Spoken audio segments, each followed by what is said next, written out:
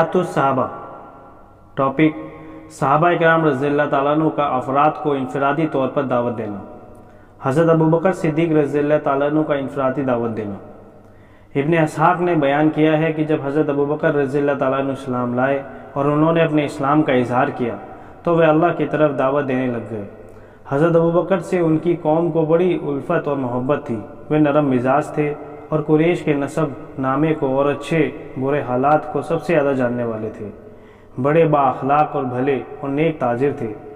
ان کی قوم کے لوگ ان کے پاس آیا کرتے تھے۔ آپ کی وسیع معلومات اور کاروباری تجربے اور حسن سلوک جیسے بہت سے امور کی وجہ سے وہ لوگ آپ سے محبت رکھتے تھے۔ جو لوگ آپ کے پاس آیا کرتے تھے اور آپ رضی اللہ تعالیٰ عنہ کی مجلس میں بیٹھا کرتے اور آپ رضی اللہ تعالیٰ عنہ کو ان پر اعتماد تھا، انہیں آپ اللہ کی طرف اور اسلام کی طرف دعوت دینے لگے۔ میری معلومات کے مطابق حضرت زبیر بن عوام اور حضرت عثمان بن عفان اور حضرت طلحہ بن عبید اللہ اور حضرت سعد بن ابی وقاص اور حضرت عبد الرحمن بن عوف رضی اللہ تعالیٰ عنہ انہی کے ہاتھوں مسلمان ہوئے۔ حضرت ابوبکر رضی اللہ تعالیٰ عنہ کے ساتھ یہ سب لوگ حضور صلی اللہ علیہ وسلم کی خدمت میں گئے۔ آپ صلی اللہ علیہ وسلم نے ان کے سامنے اسلام کو پیش فرمایا، انہیں قرآن پڑھ کر سنایا، انہیں اسلام کے حقوق بتائے۔ وہ سب ایمان لے آئے۔ اسلام میں پہل کرنے والے ان 8 آدمیوں میں حضور صلی اللہ علیہ وسلم کی تصدیق کی اور جو کچھ اللہ تعالیٰ کے پاس سے آیا اس پر ایمان لائے۔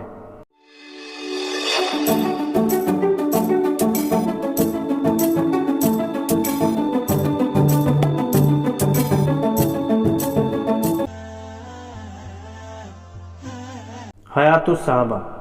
حضرت عمر بن خطاب رضی اللہ تعالیٰ عنہ کا انفرادی دعوت دینا۔ ازبق کہتے ہیں کہ میں حضرت عمر بن خطاب رضی اللہ تعالیٰ عنہ کا غلام تھا۔ میں عیسائی تھا۔ آپ میرے سامنے اسلام کو پیش کیا کرتے تھے اور فرماتے تھے کہ اگر تو مسلمان ہو جائے گا تو میں اپنی امانت کے سنبھالنے میں تجھ سے مدد لے سکوں گا، کیونکہ جب تک مسلمانوں کے دین کو اختیار نہیں کرو گے اس وقت تک مسلمانوں کی امانت کو سنبھالنے کے لیے تم سے مدد لینا میرے لیے حلال نہیں۔ میں ہمیشہ انکار کرتا رہا۔ آپ رضی اللہ عنہ فرما دیتے، دین میں زبردستی نہیں ہے۔ جب آپ کے انتقال کا وقت قریب آیا تو میں عیسائی ہی تھا۔ آپ رضی اللہ عنہ نے مجھے آزاد کر دیا اور فرمایا جہاں تیرا جی چاہے وہاں چلا جا۔ حضرت ازبق بعد میں مسلمان ہو گئے تھے۔ حضرت اسلم کہتے ہیں کہ جب ہم لوگ ملک شام میں تھے تو میں وضو کا پانی لے کر حضرت عمر بن خطاب رضی اللہ تعالیٰ عنہ کی خدمت میں حاضر ہوا۔ آپ رضی اللہ تعالیٰ عنہ نے پوچھا تم یہ پانی کہاں سے لائے ہو؟ میں نے ایسا میٹھا پانی کبھی نہیں دیکھا، بارش کا پانی بھی اس سے عمدہ نہیں ہوگا۔ میں نے کہا میں اس نصرانی بڑھیا کے گھر سے لایا ہوں۔ وضو سے فارغ ہو کر آپ رضی اللہ تعالیٰ عنہ اس بڑھیا کے پاس گئے، اس سے کہا اے بڑی بھی اسلام لے آؤ، اللہ تعالیٰ نے محمد صلی اللہ علیہ وسلم کو حق دے کر بھیجا ہے۔ اس نے اپنا سر کھول کر دکھایا تو سگامہ بوٹی کے پھولوں کی طرح اس کے بال بالکل سفید تھے۔ اس نے کہا میں بہت بوڑھی ہو چکی ہوں، بس اب مرنے ہی والی ہوں، یعنی اب اسلام لانے کا وقت نہیں رہا۔ حضرت عمر رضی اللہ عنہ نے فرمایا اے اللہ تو گواہ رہنا۔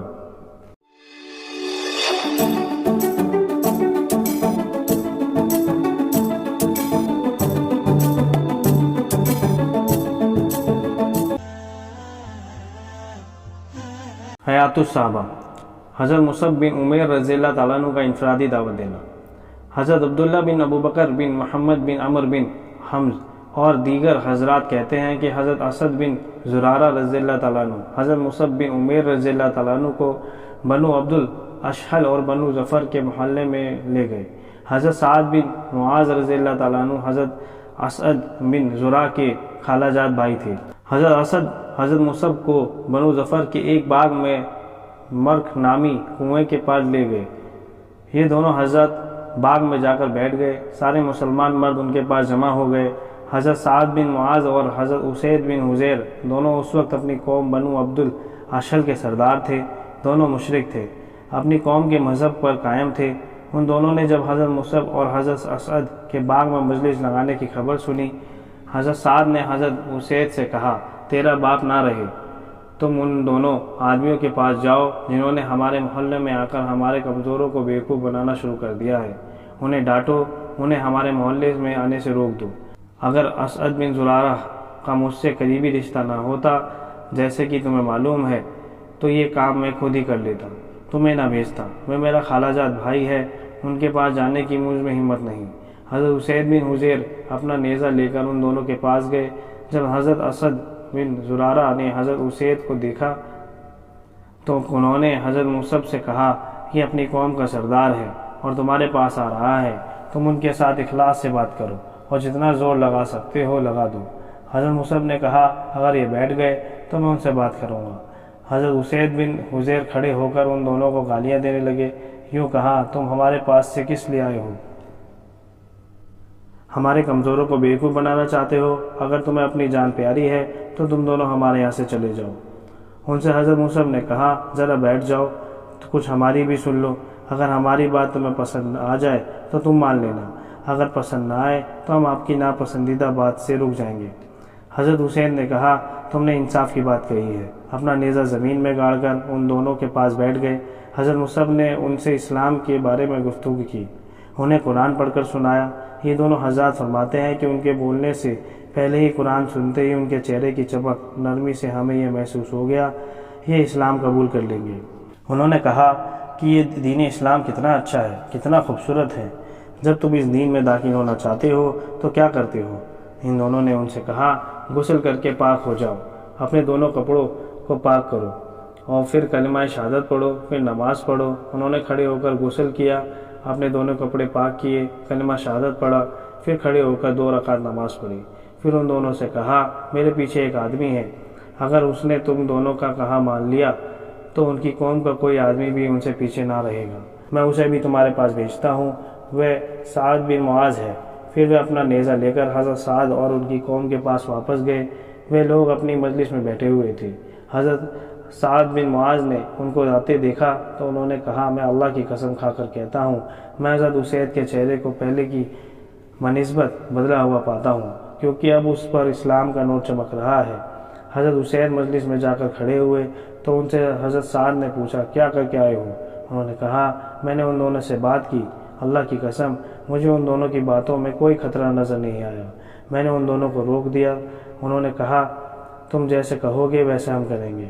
مجھے پتہ چلا ہے کہ بنو حارثہ حضرت اسد بن زرارہ کو قتل کرنے گئے ہیں، کیونکہ انہیں پتہ ہے کہ وہ تمہارے خالہ جات بھائی ہیں، اس طرح وہ تمہاری توہین کرنا چاہتے ہیں۔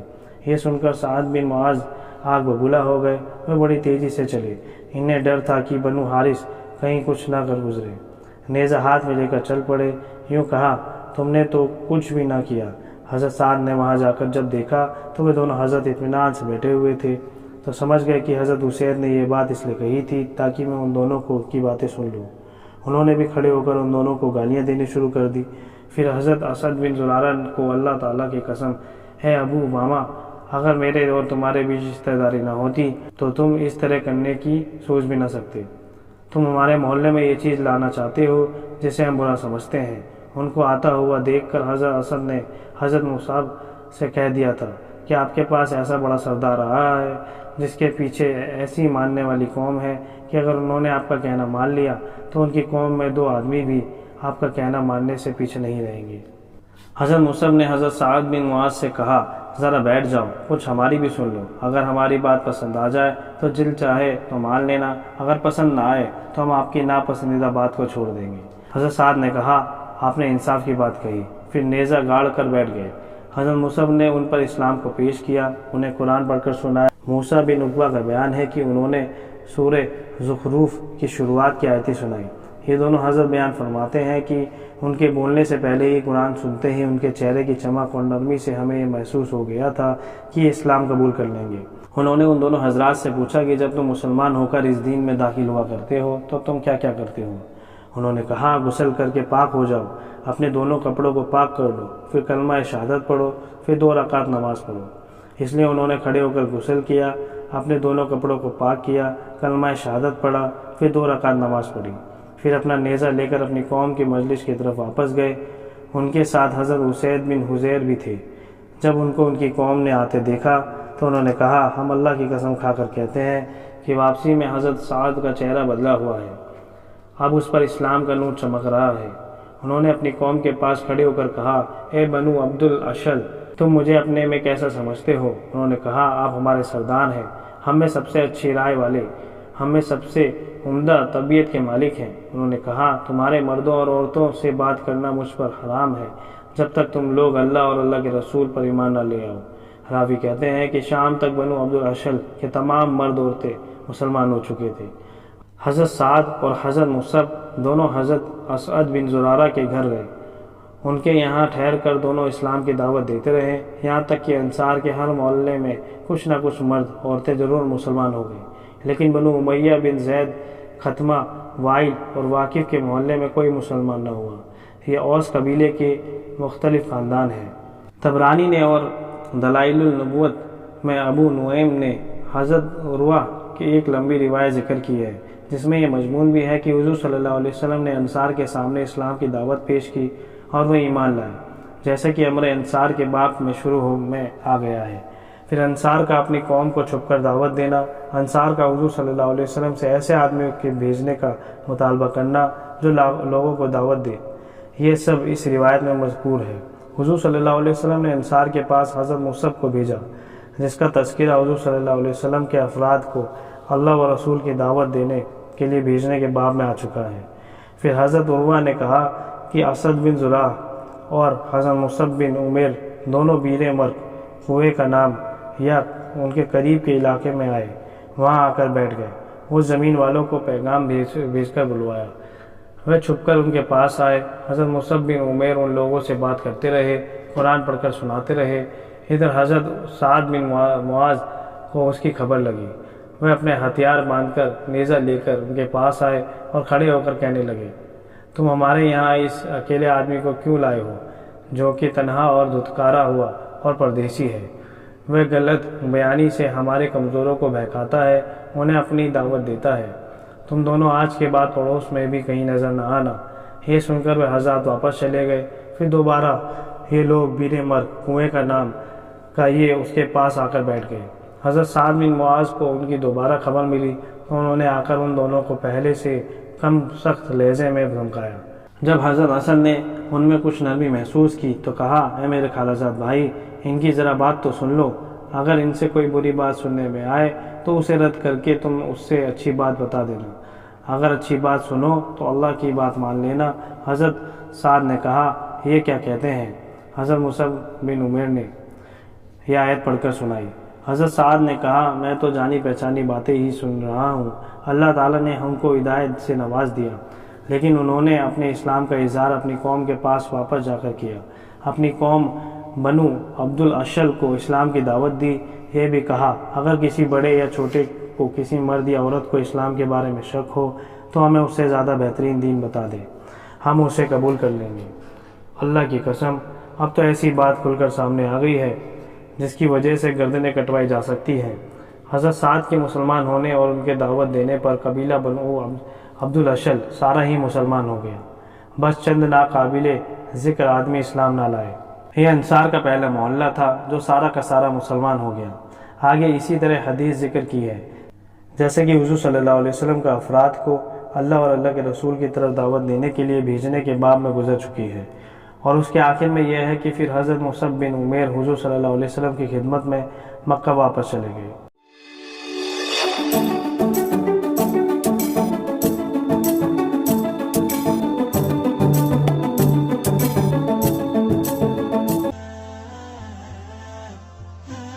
حیات الصحابہ۔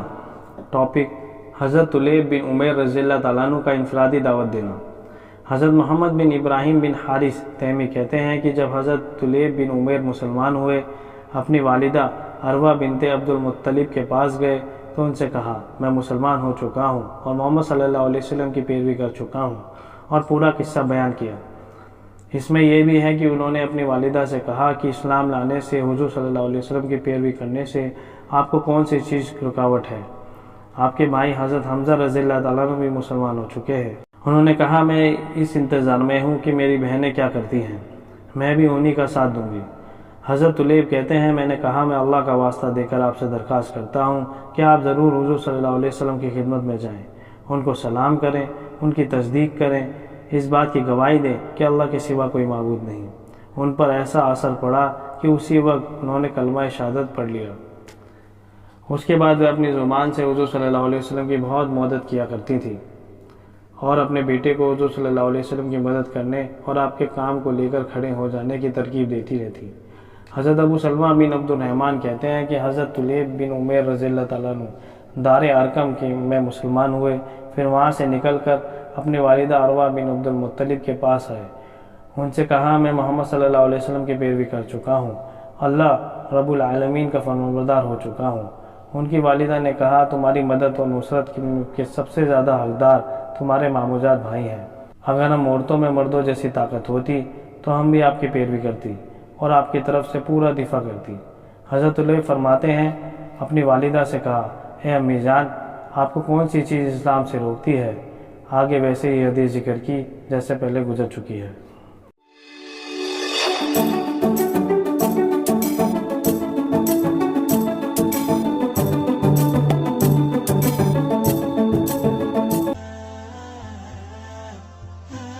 حیات الصحابہ ٹاپک حضرت عمیر بن وہب جمحی رضی اللہ تعالیٰ عنہ کا انفرادی دعوت دینا اور ان کے اسلام لانے کا قصہ۔ حضرت عروہ بن زبیر رضی اللہ عنہ فرماتے ہیں کہ جنگ بدر میں شکست کھانے کی پریشانی کے چند دنوں کے بعد عمیر بن وہب جمحی صفوان بن امیہ کے ساتھ حطیم میں بیٹھا تھا۔ عمیر بن وہب قریش کے شیطانوں میں سے بڑا شیطان تھا۔ حضور صلی اللہ علیہ وسلم اور آپ کے صحابہ رضی اللہ تعالیٰ عنہ کو بہت تکلیف دیا کرتا تھا اور مکہ میں مسلمانوں نے اس کی طرف سے بڑی تکلیفیں برداشت کی۔ اس کا بیٹا وہب بن عمیر بدر میں مسلمانوں کے ہاتھوں گرفتار ہونے والوں میں تھا۔ عمیر بن وہب نے جنگ بدر کا ذکر کیا جس کنویں میں 70 کافروں کو قتل کر کے ڈالا گیا تھا، اس کا اور دیگر مصیبتوں کا بھی تذکرہ کیا تو صفوان نے کہا اللہ کی قسم ان لوگوں کے بعد تو اب زندگی میں کوئی مزہ ہی نہیں رہا۔ عمیر نے کہا تم سچ کہتے ہو، اللہ کی قسم اگر مجھ پر قرضہ نہ ہوتا جس کی ادائیگی کا فی الحال میرے پاس کوئی انتظام نہیں اور اپنے پیچھے بال بچوں کے جائے ہونے کا خطرہ نہ ہوتا تو میں ابھی سوار ہو کر محمد صلی اللہ علیہ وسلم کے پاس جاتا اور نعوذ باللہ ان کو قتل کر دیتا، کیونکہ میرے لیے ان کے پاس جانے کا ایک بہانہ ہے، وہ یہ ہے کہ میرا بیٹا ان کے ہاتھوں میں قید ہے۔ صفوان بن امیہ نے اس موقع کو غنیمت سمجھا اور کہا تمہارا قرضہ میرے ذمہ ہے، میں اسے تمہاری طرف سے ادا کر دوں گا، تمہارے بال بچے میرے بال بچوں کے ساتھ رہیں گے جب تک وہ زندہ رہیں، میں اپنی وسعت کے مطابق ان کا پورا خیال رکھوں گا۔ عمیر نے کہا میری اور میری یہ باتیں راز میں رکھنا۔ صفوان نے کہا ایسا ہی کروں گا۔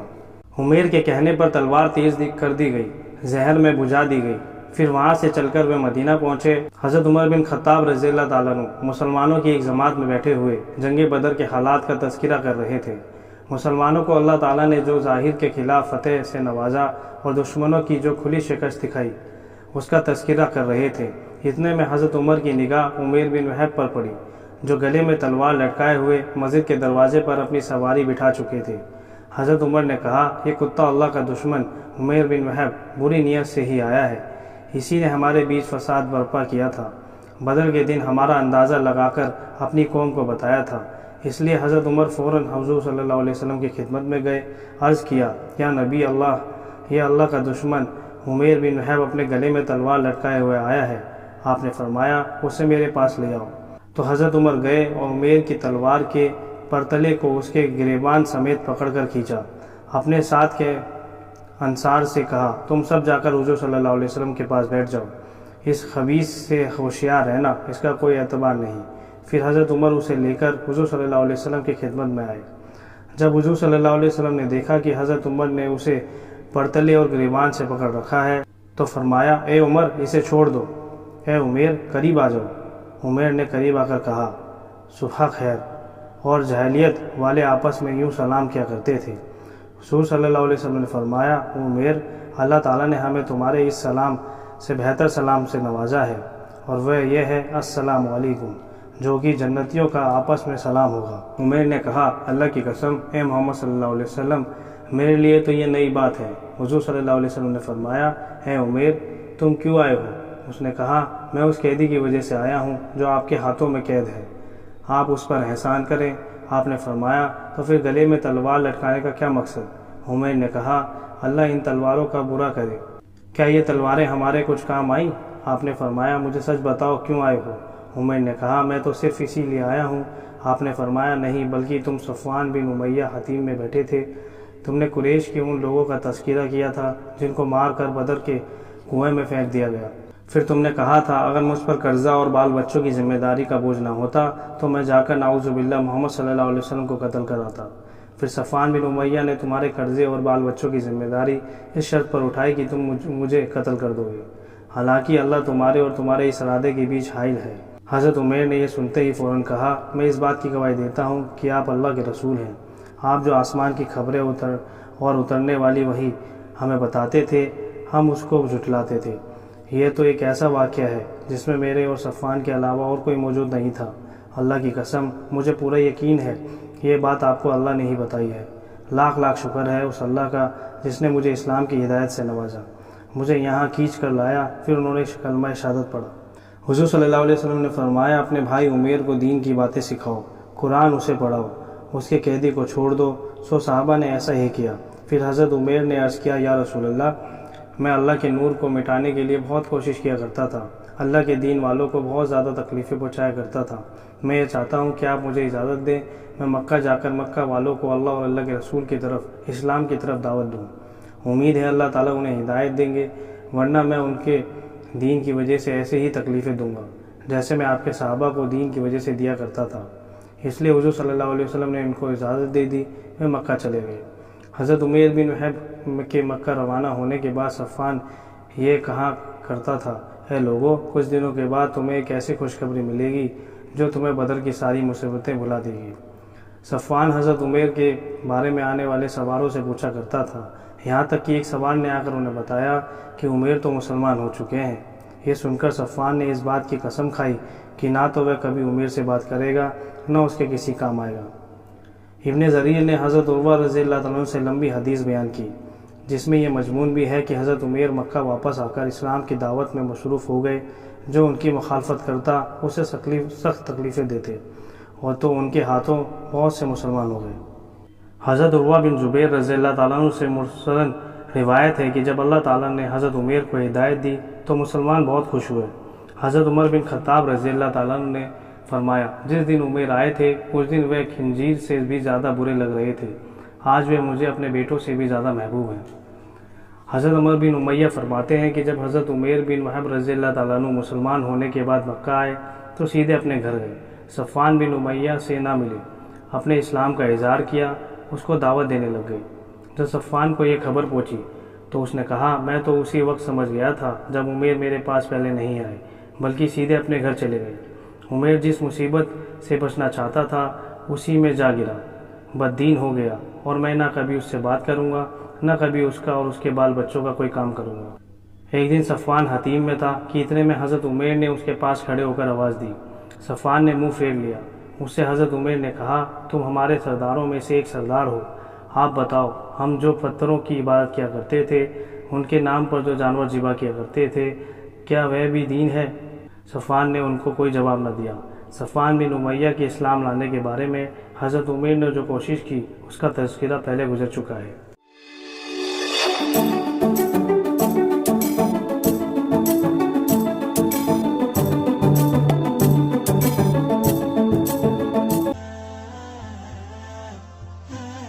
حیات الصحابہ۔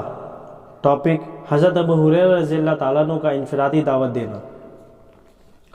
حضرت ابو ہریرہ رضی اللہ عنہ فرماتے ہیں کہ میری والدہ مشرک تھی، میں ان کو اسلام کی دعوت دیا کرتا تھا۔ ایک دن میں نے ان کو اسلام کی دعوت دی، انہوں نے مجھے حضور صلی اللہ علیہ وسلم کے بارے میں بڑی ناگوار باتیں سنائیں۔ میں روتا ہوا حضور صلی اللہ علیہ وسلم کی خدمت میں حاضر ہوا اور کہا، یا رسول اللہ، میں اپنی والدہ کو اسلام کی دعوت دیا کرتا تھا، وہ انکار کر دیا کرتی تھی۔ آج میں نے ان کو دعوت دی تو انہوں نے مجھے آپ کے بارے میں بڑی ناگوار بات کہی۔ آپ صلی اللہ علیہ وسلم نے اللہ تعالیٰ سے دعا کری کہ اللہ ابو ہریرہ کی والدہ کو ہدایت دے۔ آپ نے فرمایا، اے اللہ، ابو ہریرہ رضی اللہ تعالیٰ عنہ کی والدہ کو ہدایت دے دے۔ میں حضور صلی اللہ علیہ وسلم کی دعا لے کر خوشی خوشی گھر چلا۔ وہاں پہنچ کر میں نے دروازہ کھولنا چاہا لیکن وہ بند تھا۔ میری والدہ نے میرے قدموں کی آہٹ سن کر کہا، ابو ہریرہ ذرا ٹھہرو۔ میں نے پانی گرنے کی آواز سنی، یعنی میری والدہ اسلام میں داخل ہونے کے لیے نہا رہی تھی۔ میری والدہ نے کرتا پہن لیا، جلدی میں دوپٹہ نہ اوڑھ سکی۔ دروازہ کھول کر کہا، اے ابو ہریرہ، اشہد ان لا الہ الا اللہ واشہد ان محمدا عبدہ ورسولہ۔ فرماتے ہیں کہ میں نے حضور صلی اللہ علیہ وسلم کی خدمت میں واپس آ کر آپ کو بتایا۔ آپ نے اللہ کا شکر ادا کیا اور دعا خیر فرمائی۔ حضرت ابو ہریرہ رضی اللہ عنہ نے فرمایا، اللہ کی قسم جو بھی مسلمان مرد یا عورت میرا نام سنتا وہ مجھ سے محبت کرنے لگ جاتا۔ راوی کہتے ہیں میں نے عرض کیا کہ آپ کو اس کا پہلے پتہ چلتا ہے؟ تو حضرت ابو ہریرہ رضی اللہ عنہ نے کہا میں اپنی والدہ کو دعوت دیا کرتا تھا، پھر یہی قصہ ذکر کیا۔ اس کے آخر میں یہ اضافہ بھی کیا کہ میں دوڑتا ہوا حضور صلی اللہ علیہ وسلم کی خدمت میں آیا، اب میں خوشی سے رو رہا تھا جیسے کہ پہلے میں غم میں رو رہا تھا۔ میں نے کہا یا رسول اللہ آپ کو خوشخبری ہو، اللہ تعالیٰ نے آپ کی دعا کو قبول فرما لیا، اللہ تعالیٰ نے ابو ہریرہ کی والدہ کو اسلام کی ہدایت دے دی۔ پھر میں نے کہا یا رسول اللہ آپ اللہ سے دعا کریں کہ اللہ میری اور میری والدہ کی محبت تمام مومن مرد و عورتوں کے دل میں اور ہر مومن مرد و عورت کے دل میں ڈال دے۔ سو آپ نے یہ دعا فرمائی، اے اللہ اپنے اس چھوٹے سے بندے اور اس کی والدہ کی محبت ہر مومن مرد عورت کے دل میں ڈال دے، تو جو بھی مسلمان مرد یا عورت میرا نام سنتا میں مجھ سے محبت کرنے لگ جاتا۔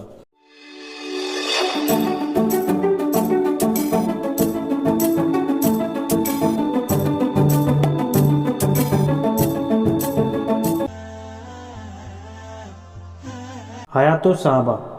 ٹاپک حضرت ام سلیم رضی اللہ تعالیٰ عنہ کا انفرادی دعوت دینا۔ حضرت انس رضی اللہ عنہ فرماتے ہیں کہ حضرت ابو طلحہ رضی اللہ تعالیٰ عنہ نے اسلام لانے سے پہلے میری والدہ حضرت ام سلیم رضی اللہ تعالیٰ عنہ کو نکاح کا پیغام دیا۔ انہوں نے کہا اے ابو طلحہ کیا تم نہیں جانتے ہو کہ تم کس خدا کی عبادت کرتے ہو؟ وہ تو زمین سے اگنے والا پیڑ ہے۔ اس نے کہا ہاں۔ ام سلیم نے کہا پیڑ کی عبادت کرتے ہوئے تمہیں شرم نہیں آتی؟ اگر تم مسلمان ہو جاؤ تو میں تم سے اسلام لانے کے علاوہ کسی قسم کے مہر کی مانگ نہیں مانگوں گی۔ انہوں نے کہا اچھا میں ذرا سوچ لوں، اور چلے گئے اور تھوڑی دیر بعد آ کر کلمہ شہادت اشہد ان لا الہ الا اللہ واشہد ان محمدا عبدہ ورسولہ پڑھ لیا تو حضرت ام سلیم نے کہا اے انس میرا نکاح ابو طلحہ سے کرا دو، اور حضرت انس نے ان کا نکاح ابو طلحہ سے کرا دیا۔